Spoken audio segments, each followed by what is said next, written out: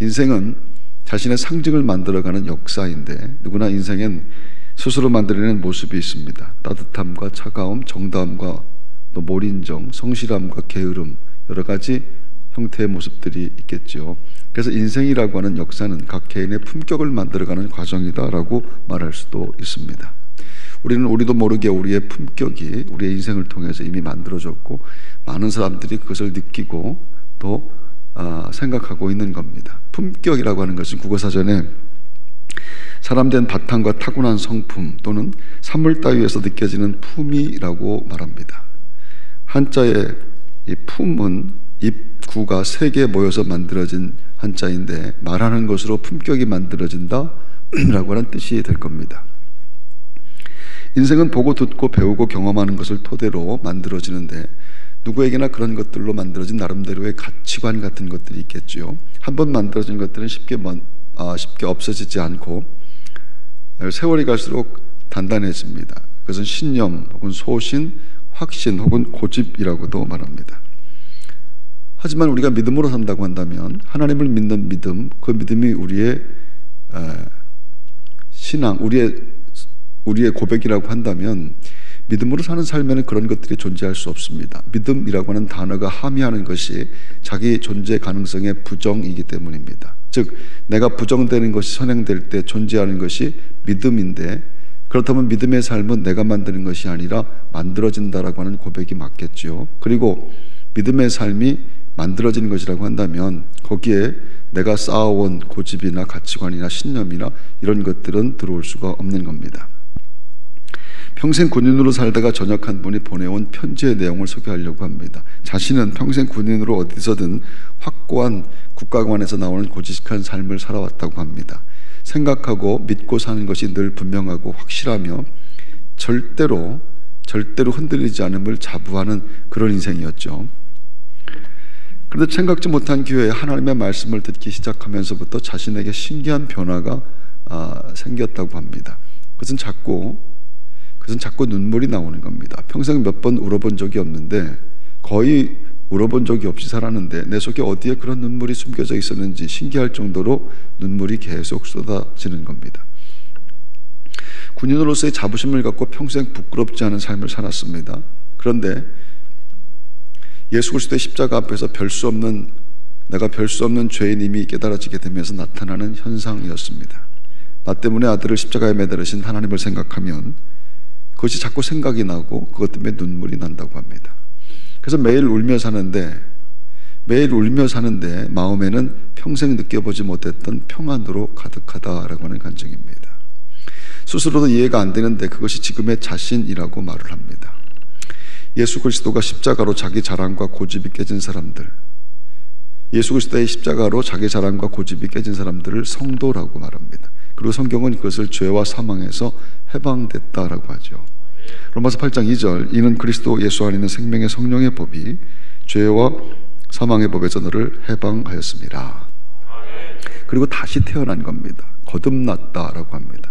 그것을 예수님이 니고데모라고 하는 사람을 통해서 아주 분명하게 거듭났다, 다시 태어났다라고 하는 것을 말씀해 주셨습니다. 어느 날 밤 니고데모라고 하는 사람이 예수님을 찾아왔는데 성경은 그가 바리새인, 유대인 지도자라고 합니다.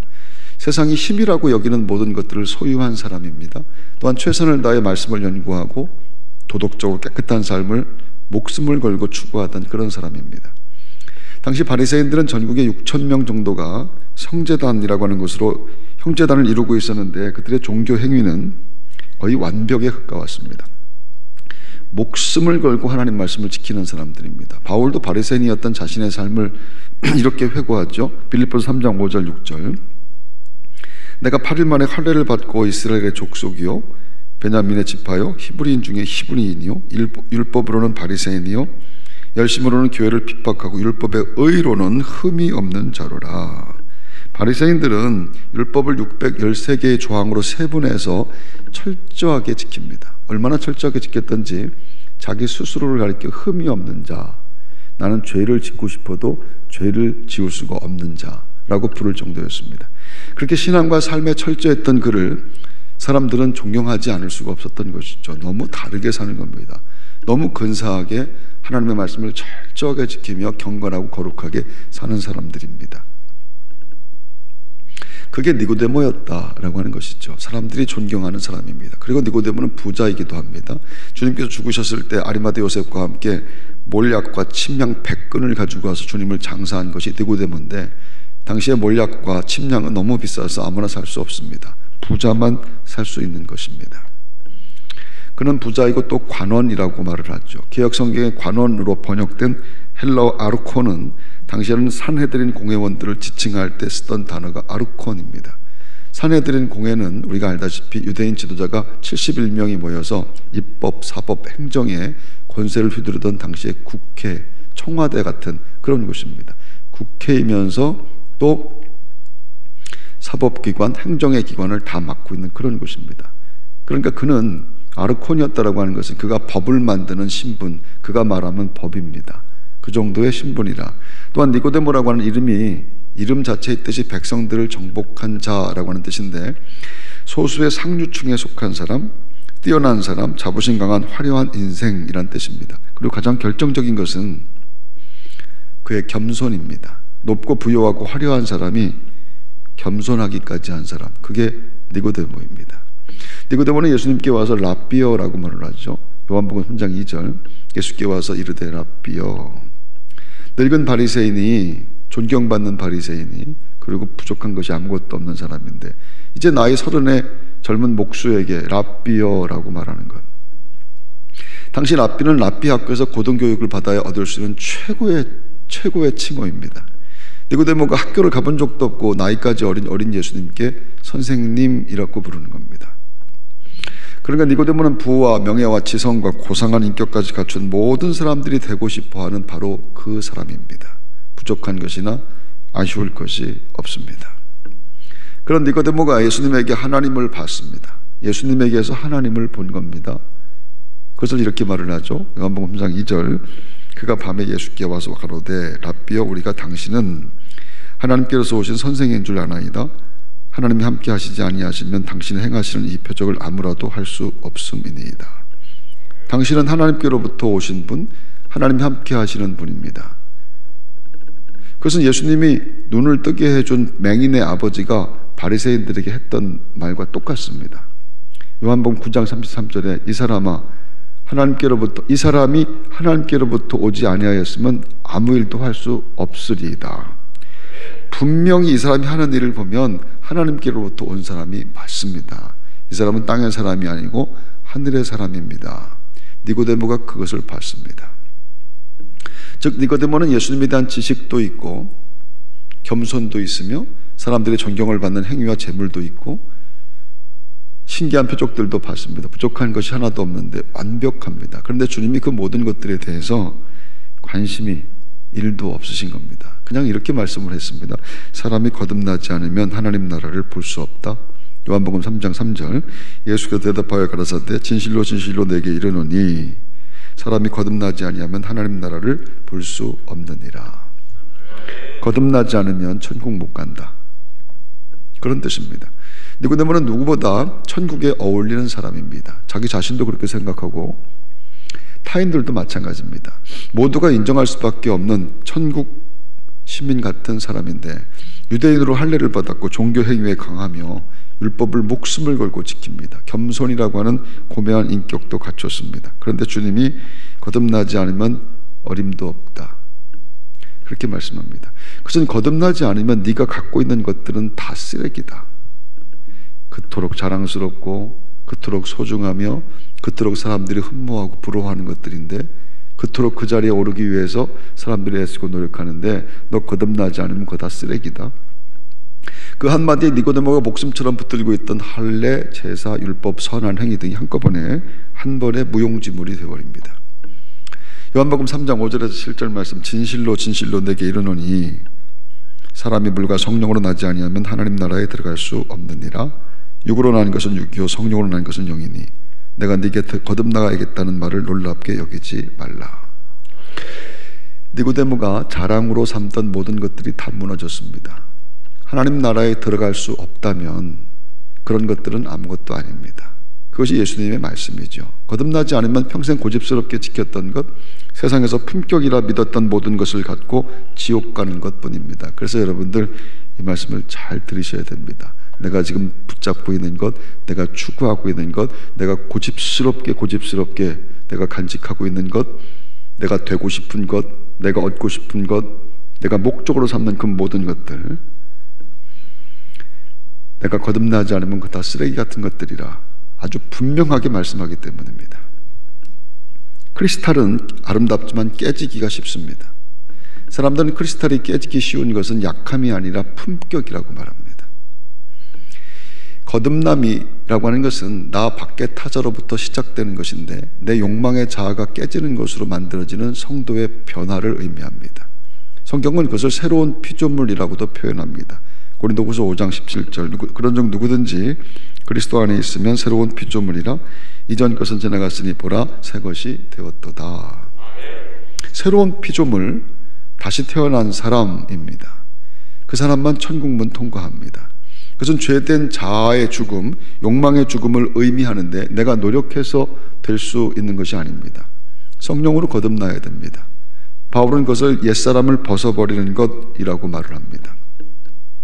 에베소 4장 22절 24절 너희는 유혹의 욕심을 따라 썩어져가는 구습을 따르는 옛사람을 벗어버리고 오직 너희의 심령이 새롭게 되어 하나님을 따라 의와 진리의 거룩함으로 지으심을 받은 새 사람을 입으라. 그렇게 옛사람을 벗어버리는 것을 죽는다 이렇게 말을 한 겁니다. 죽지 않으면 살지 못한다 그런 뜻입니다. 고린도전서 15장 31절 형제들아 내가 그리스도 예수 우리 주 안에서 가진 바 너희에 대한 나의 자랑을 두고 단언하노니 나는 날마다 죽노라. 나는 날마다 살기 위해서 난 날마다 죽는다. 그것이 내 자랑이다. 바울이 그렇게 얘기하는 겁니다. 예수 그리스도를 구주로 영접할 때 그분이 내 안에 들어오시고 나는 다시 태어납니다. 그때 비로소 성도의 품격이 시작되는 겁니다. 내가 자랑하고 소중히 여기던 것, 내가 노력하고 애쓰고 땀 흘렸던 것, 그런 것들로 품격이 만들어지는 것이 아니고, 그런 것들이 품격이 만들어진 것이 아니고 예수 그리스도를 구주로 영접할 때 그분이 내 안에 들어오시고 내가 다시 태어나고 그분이 나를 통해서 일하시는 것, 그때부터 품격, 그리스도인의 품격이 시작되는 것이라. 거듭남이 품격 있는 믿음 생활의 본질이라고 하는 것이죠. 그것이 선행되지 않은 상태에서의 모든 신앙의 행위는 다 쓸데없는 겁니다. 착하고 성실하고 부유하고 존경받아도 다 마찬가지입니다. 거듭나지 않으면 아무것도 없습니다. 그래서 여러분 신앙생활하면서 자꾸 남들에게 잘 보이기 위해서 애쓰고 노력하고 그런 거 안 해도 됩니다. 사람들이 나를 어떻게 생각할까? 그런 생각도 안 해도 됩니다. 그냥 거듭나면, 거듭남의 확신을 갖고 있다고 한다면 내게서 우리 주 예수 그리스도의 삶이 내게서 나오게 되고 그런 것들은 저절로 얻어지게 되는 것이며 하나님은 그것을 통해서 성도의 품격을 만들어 가시는 것. 오늘 아침 말씀을 듣고 다시 한번 깨닫는 은혜가 있게 되기를 바랍니다. 거듭나면요, 내 삶의 주인은 하나님이 됩니다. 지금 내가 내 마음대로 살지 않습니까? 지금 내가 내 마음대로 사는 것처럼 내 삶의 주인이 그분이 되시면 그분 마음대로 합니다. 그분 마음대로 하시는 것이 인정되는 것이 그게 성도의 삶이라고 하는 겁니다. 그분이 그분 마음대로 하시는 거예요. 내가 왜 이렇게 안 되지? 내가 왜 이렇게 힘들지? 내가 왜 이렇게 번거롭지? 내가 왜 이렇게, 그런 것도 상관없어요. 그분이 그분 마음대로 하시는 것이기 때문에 그것까지도 인정이 되는 것, 그것 때문에 절망하고 좌절하고 포기하고 죽고 그런 것도 없는 겁니다. 그래서 내게 더 이상 두려움이라는 것이 없지요. 내 걱정과 근심, 내 삶의 짐들도 그분의 것입니다. 믿음이라고 하는 끈으로 내가 예수님과 묶여 있습니다. 그분처럼 거룩하고 숭고하고 희생의 삶을 나도 살아낼 수 있으며 그분처럼 죽어도 나는 부활합니다. 두려울 것이 없습니다. 아멘 하십시오. 바울이 갈라디아 교인들에게 이렇게 말을 하죠. 갈라디아서 1장 10절 이제 내가 사람들에게 좋게 하랴 하나님께 좋게 하랴 사람들에게 기쁨을 구하랴 내가 지금까지 사람들의 기쁨을 구하였다면 그리스도의 종이 아니니라. 나는 하나님의 기쁨을 위해서 산다, 그런 뜻입니다. 베드로와 요한이 성전 미문에 나면서부터 못 걷는 사람을 걷게 하는 기적을 베풀었죠. 그리고 그 다음에 설교를 합니다. 공회 앞에서 수많은 제사장들, 사두개인들 앞에서 이렇게 설교를 합니다. 우리는 보고 들은 것을 말하지 아니할 수가 없다. 예수님을 죽인 사람들이 살벌한 눈으로 베드로와 요한을 바라보고 있지만 기가 죽을 것이 없습니다. 그래서 살깃된 사람들 앞에서 너희가 죽인 예수가 그리스도야, 너희가 십자가에 매달아 죽인 예수 그리스도, 너희가 죽인 그가 예수 그리스도야 라고 담대히 선언합니다. 거듭난 하나님의 사람들이었기 때문입니다. 그것은 성경 역사에 하나님의 말씀을 들었던 모든 주의 종들에게 나타났던 공통된 모습이었습니다. 지금으로부터 2800년 전 북왕국 이스라엘의 7대 왕이었던 아합은 이스라엘 왕 중에 제일 악한 짓을 많이 한 왕으로 평가됩니다. 아합 왕에게는 마치 천적처럼 나쁜 말만 하는 미가야라고 하는 선지자가 있었습니다. 별로 좋은 예언을 한 적이 없는데 성경이 아합이라고 하는 왕이 역사상 하여튼 제일 악한 왕이라 하기 때문에 악한 왕에게 나쁜 말만 했다라고 하는 것은 그가 바른 선지자였다라고 하는 뜻이 될 겁니다. 아합이 유다의 여호사밧과 동맹을 맺고 모압과 암몬 자손 그리고 마온 사람들로 구성된 연합군, 그 연합군과 치열한 싸움을 이제 하게 될 때였습니다. 그들은 400명의 선지자들에게 이 전쟁이 어떻게 될지 예언해 달라고 부탁합니다.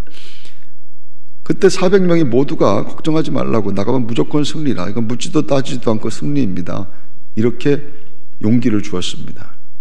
전쟁을 앞두고 너무 기분 좋은, 정말 힘이 100배 나는 그런 예언자들의 이야기였습니다. 그때 여호사밧이 미가야에게도 물어보자고 하죠. 미가야에게도 물어봅시다. 근데 아합이 불편해하면서 그 말에 대해서 이렇게 말을 하는 거예요. 역대하 18장 7절, 이스라엘 왕이 여호사밧에게 이르되 아직도 이물라의 아들 미가야 한 사람이 있으니 그로 말미암아 여호와께 물을 수 있으나 그는 내게 대하여 좋은 일로는 예언하지 아니하고 항상 나쁜 일로만 예언하기로 내가 그를 미워하나이다 하더라. 말해봤자 분명히 나쁜 말 할 거라. 그래서 그에게는 물어보지 않았으면 좋겠다. 그랬더니 여호사밧이 그런 얘기 하지 말라고, 그러면서 미가야에게도 물어보라고 합니다. 미가야는 진짜 다른 400명의 예언자들과 다르게 말을 했죠. 아합이 말한 대로 듣고 싶지 않은 말을 미가야가 또 하는 겁니다. 역대하 18장 22절, 이제 보소서 여호와께서 거짓말하는 영을 왕의 이 모든 선지자들의 입에 넣으셨고 또 여호와께서 왕에게 대하여 재앙을 말씀하셨나이다. 미가야는 그 말을 마치자마자 화가 난 거짓 선지자 시드기야에게 뺨을 맞았고 왕은 그를 감옥에 가두었습니다. 나 돌아올 때까지 가두고 고난의 떡과 고난의 물을 마시게 하라. 내가 다시 돌아오면 죽여버리겠다. 그런 뜻입니다. 근데 아합은 돌아오지를 못합니다. 미가야가 전한 말이 하나님 말씀이었기 때문이죠.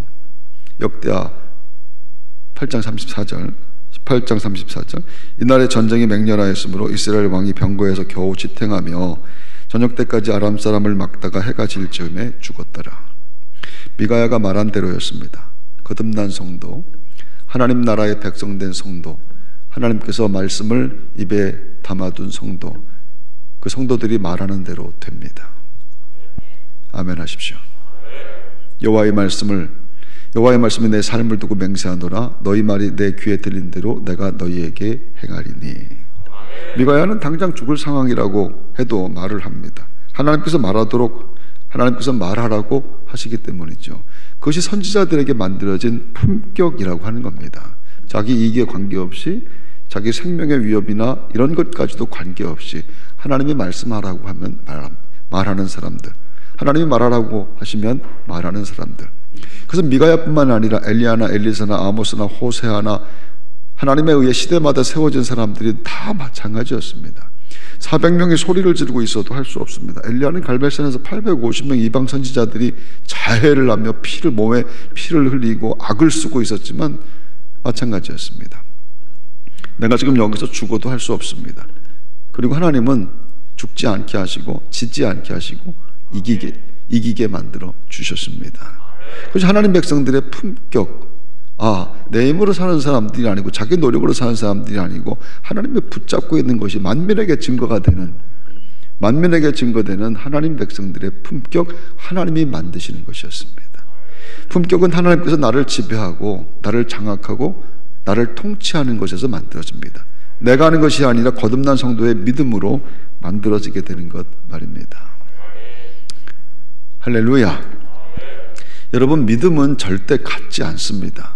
여러분, 교회 같이 있다고 해서 같은 믿음이라고 할 수 없습니다. 천만의 말씀입니다. 거듭난 성도의 믿음은 격이 다릅니다. 여러분, 다윗이 밧세바를 범했는데, 그리고 자기의 죄를 감추기 위해서 밧세바의 남편인 우리아를 최전방에 보내어 죽였지요. 하나님께서 진노하셨고 밧세바에게서 난 아이가 병이 들게 됩니다.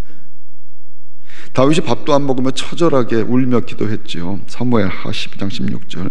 다윗이 그 아이를 위하여 하나님께 간구하되 다윗이 금식하고 안에 들어가서 밤새도록 땅에 엎드렸으니, 금식하며 밤새도록 하나님 앞에 울며 기도합니다. 그런데 하나님이 안 들어주셨어요. 아이가 그냥 죽었습니다. 사무엘하 12장 8절. 이래 만에 그 아이가 죽으니라. 7일 동안이나 금식하며 그렇게 울며 기도했는데 그냥 죽었습니다. 안 들어주셨습니다. 신하들이 걱정이 되어서 수군수군 거리는데 다윗이 그 소리를 듣고 밥 차리라고 말합니다. 사무엘하 12장 20절. 다윗이 땅에서 일어나 몸을 씻고 기름을 바르고 의복을 갈아입고 여호와의 전에 들어가서 경배하고 왕궁으로 돌아와 명령하여 음식을 그 앞에 차리게 하고 먹은지라. 밥 차려라, 밥 먹자. 다윗은 하나님을 압니다. 다윗은 모든 역사의 주인이 하나님이시며 하나님의 주권, 하나님이 하시는 것을 다윗은 인정할 줄 압니다. 그래서 다윗이 인정하는 하나님의 주권인데 쉽지 않죠. 절대로 쉽지 않습니다. 자기 뜻대로 안 되면 누구나 섭섭하고 속상하며 나아가 분노하기 때문입니다. 좀 힘들고 어려워도, 힘들고 어려운 이 순간에도 하나님께서 뜻을 갖고 계시고 계획을 갖고 계신 것도 인정할 수 있는 믿음이 되기를 바랍니다. 너무 황당하고 너무 황망한 일들 당했다 할지라도 하나님, 이 순간에도 하나님 나와 함께 하시며 하나님 나를 붙잡고 계시는 것, 내가 하나님을 찬송하게 하신 것이 내가 하나님 앞에 드리는 감사입니다. 어떤 환경과 상황 속에서 어떤 정말 기가 막히는 웅덩이와 수렁에 빠져 있다 할지라도, 성도에 있다 하더라도 성도는 구원의 고백으로 찬송만 하면 되는 거예요. 하나님 감사합니다. 하나님 뜻이 이루어질 줄로 믿습니다. 하나님을 사랑하는 자, 그의 뜻대로 행하는 자에게 모든 것들을 합력하여 선이 되게 만드실 줄로 믿습니다. 그게 믿음입니다. 그게 거듭난 자의 믿음. 할렐루야. 성도는 죄악의 세상에 죄를 갖고 태어나 죄 짓고 살다가 영원한 지옥에, 그 죄 때문에 영원한 지옥에 빠질 인생인데, 하나님 나라 백성으로 신분이 바뀐 사람들입니다. 노력해서 바뀐 것이 아니에요. 그냥 바뀌었습니다. 하나님의 은혜로 바뀌었습니다. 하나님은 그렇게 우리의 신분을 바꾸시기 위해 죄도 알지 못하는 예수님을 잡아 죽이셨습니다. 믿음 생활은 하나님께서 나를 살리기 위해서 얼마나 엄청난 대가를 지불하셨는가를 확인하며 사는 것입니다. 그것뿐입니다. 뭘 자꾸 하려고 하지 말고 그것만 확인하면 내게서 주님의 삶이 저절로 나오게 되어 있고, 내게서 감사가 저절로 나오게 되어 있고, 그것을 확인하면 확인할수록 더 깊은 하나님의 세계를 체험하게 하시는 은혜가 우리에게 있는 줄로 믿습니다. 그래서 하나님께서 자신의 무한한 권능으로 내 죄를 다 없애버리고 다시 새 걸로 만들어주신 그런 것이 아니라고 하는 것이에요. 하나님은 하나님이시니까 하나님 마음대로 내 죄를 다 없애버리고 나를 새 걸로 어느 날 확 만들어, 그런 것이 아닙니다. 성도의 구원은 아들을 죽이시는 하나님의 너무 엄청난 희생으로 이루어진 사랑이라고 하는 것이에요. 하나님 편에서는 너무 엄청난 희생이 치러진 일이라, 그런 하나님의 희생이 감지되는 상태, 그것을 은혜라고 하는 겁니다. 나는 100번도 더 포기할 수밖에 없지만 주님께서 나를 포기하지 않으신다라고 하는 건 말입니다. 어렵고 고통스러운 세월을 살지만 그래도 성도는 변함없이 예배합니다. 하나님은 아들을 죽이시어 살려낸 천국 백성들을 세상 끝날까지 지켜주십니다. 그리고 보석같이 빛나는 성도의 품격을 하나님은 만들어내십니다. 그래서 우리는 지금도 예배하는 이 순간도 하나님의 손에 의해 만들어지고 있는 줄로 믿습니다. 예배할 때마다 기쁘고 또 감사하고 신비로운 하나님 나라가 감지되는 것, 그 거룩한 삶이 여러분 모두에게 넘치게 되기를 주의 이름으로 축원합니다.